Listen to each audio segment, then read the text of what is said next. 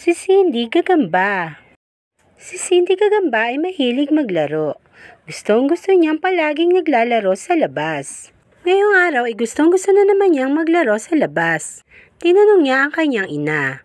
Inay, maaari ba akong maglaro sa labas ng bahay? Tumingin ang kanyang ina sa labas at tumingala sa araw. Hindi mainit. Sige Cindy, maaari kang maglaro sa labas.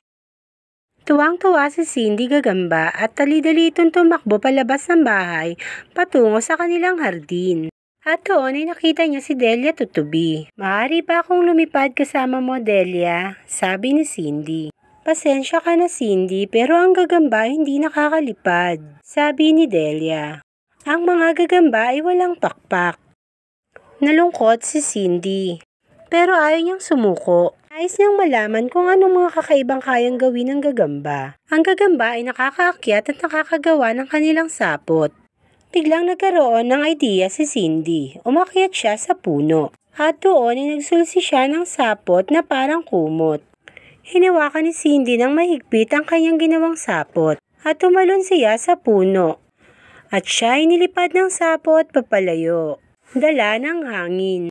Yay! Nakakalipad na ako, ang sigaw ni Cindy. Napakasaya niya. Sumali na rin si Delia tutubi sa kanyang paglipad. Ang mga gagamba hindi nakakalipad pero ikaw nagawa mo. Ngayon ay makakapaglaro na tayo at makakalipad na magkasama.